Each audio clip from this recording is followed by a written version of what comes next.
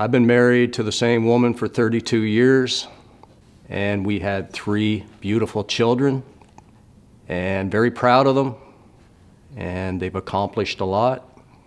But unfortunately, our youngest, Jordan, didn't see himself that way and took his life. He died by suicide. Now, Jordan, he had a lot of things going on positive that we look back on and we're wondering, how could he have taken his life? How could he have sunk to a place where he didn't want to be here anymore with so many great things going on in his life at that time? One of which was he was going to follow in his dad's footsteps. I'm a military veteran. He had already been accepted by the Air Force and was just awaiting his dates to go to his boot camp and carry on with that career. 3 colleges had also accepted him. He wanted to also look at heavy equipment operation. And third, he was part of a band with his brother and 2 other brothers that were doing very well up in the Lindsay-Peterborough area, had actually made a CD and were scheduled just 1 week after his death to play at the Opera House in Toronto, an iconic nightclub where many big bands had started. And Jordan worked very hard to get demos in to that, so that Much Music and Roadrunner Records Canada could see and hear them. Only 8 bands were picked. They were one of them.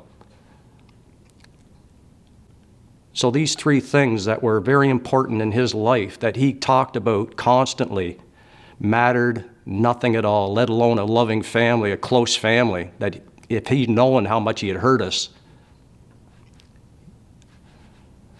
he would have never done what he done. But that's the story of mental illness and how it can grow to take over a person's life. He had many friends. He didn't show the depression that we normally associate with suicide. He seemed anything but. He seemed to be on top of his game. But looking back, you can understand that what we call stigma today, and through history really, he felt he couldn't come forward to tell anybody about what was possibly going on in his mind that was putting him in a place where it was getting darker and darker to that day where he took his life. On January 23rd, 2011, I'm sitting in the rec room with my 2 boys, Jordan and Brandon, my oldest, and we're watching an NFL football game. It's the playoffs, and our team is playing, and we always watch sports together. Well, our team won. It was a great night. Satisfied, I got up. It was getting kind of late. Told the boys I had a course at work the next morning. I had to get my sleep, and I said goodnight to them, and I'd see them in the morning. Little did I know that would be the last time I seen Jordan alive. In the middle of the morning, I had to get up to go to the bathroom. In the pitch dark, as I'm making my way back to my room, I have to pass Jordan's room. And in the crack of his door, I could see there was a blue glow in his room, and I thought he might have left his TV on because sometimes he played Xbox with his friends. And so I said, I'll just go in and shut that off. And I pushed on the door, and the door didn't move. And I pushed a little harder and thinking to myself, what's he got behind this door? Like, what, you know. So I got my hand in there enough that I could turn the light on, get my head in far enough to see what he had piled up behind the door, and it was my son. I had missed him, I believe, by minutes. That's forever in my head that I could have saved him had I been 10, 15 minutes earlier. Who knows?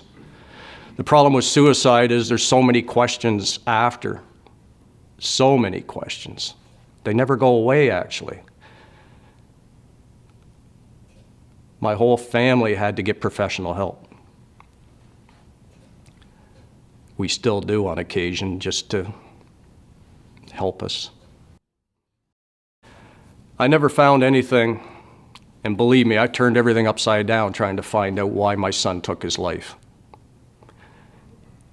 He had a breakup with a girlfriend, and I know that hurt him. A long-term relationship that was just cut. He never recovered from that. He was never the same person, but I never seen it, nor did anybody else see it as a point where you take your life over it. And we'll never know if that was actually the real cause. There was a letter, there was a will. And we found more out about what was going on with our son's thinking at that time.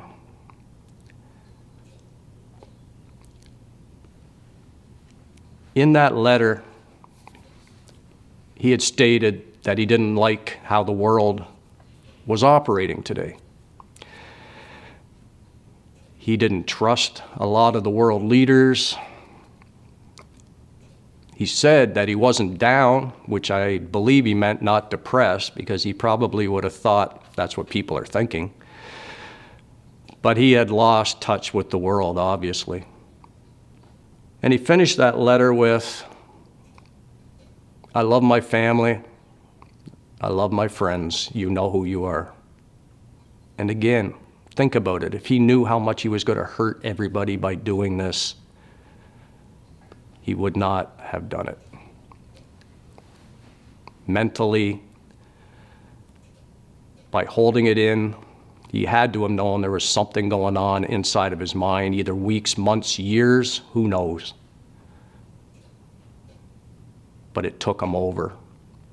And that's why I talk today to whoever I can, to anyone, to let people know you're not alone, to speak up. The stigma is literally killing people. It's nobody's fault when it comes to mental illness. It stems from genetics. It could be damage to the brain through sports or falls or otherwise. Critical events in their lives. There's so many reasons, but the fact is they can be helped.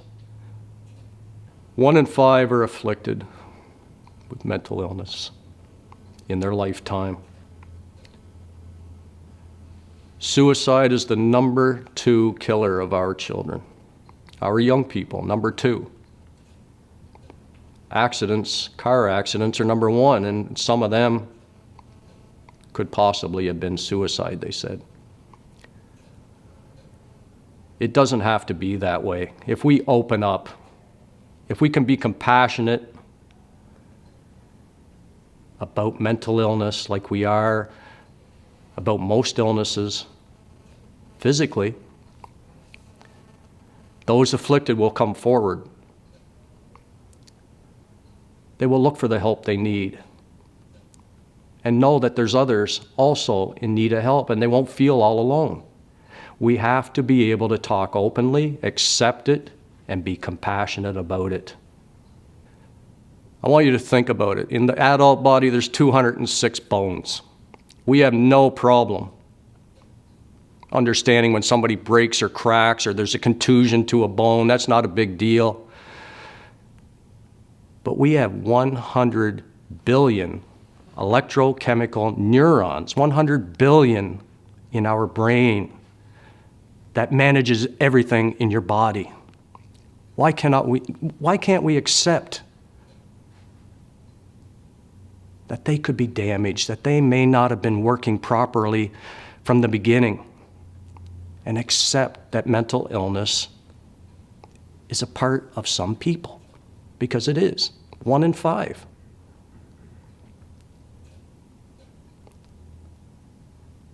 Most mental illnesses will be found out by age 14, 50%. 75% by 24, age of 24. Talk to your children. Open up the conversation. Let them know it's okay to talk about it. I don't ever want anybody to go through the pain we've went through. There's no need of it.